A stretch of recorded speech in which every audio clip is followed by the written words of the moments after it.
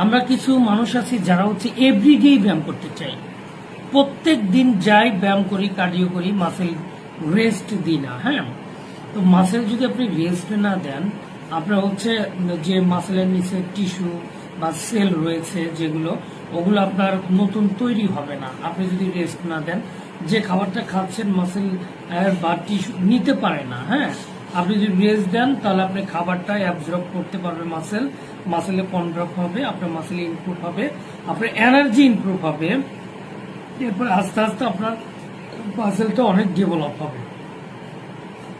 বন্ধুগণ আমার, তো এই হচ্ছে কথা। তো আমরা বলি যে কে কত দিন ব্যায়াম করতে পারি।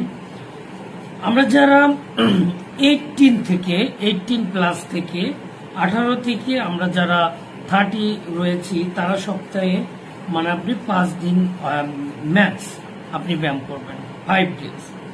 এখন আপনি এরকম হতে পারে একদিন লোয়ার বডি বা একদিন আপার বডি, বা আপনি মানে ভাগ করেও নিতে পারেন, এটা আপনার ইচ্ছে। হ্যাঁ, যেভাবে নিবেন।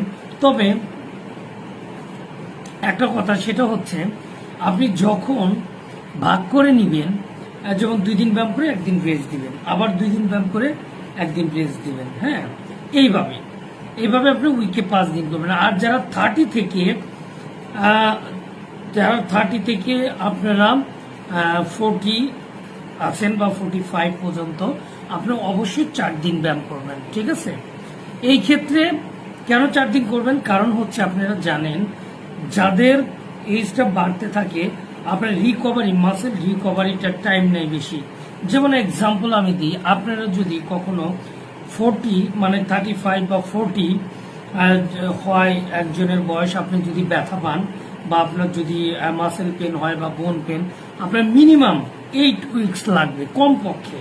এটা হচ্ছে 12 উইকস তো লাগে, 3 মাস এরকম রিকভারি হয়। হ্যাঁ, আর যদি আপনি 18 থেকে 25 বা 13 এর মধ্যে থাকেন, আপনি বেশি না 4 উইক আপনি চলে যাবেন। তো এটা রিকভারির, এর জন্য আপনারা 4 দিন করবেন। ইভেন এখানে যারা ওয়েট লস এবং যারা মাসেল বিল্ডিং, সেম 4 দিনের বেশি করা যাবে না। এখন কথা হচ্ছে, যারা নাকি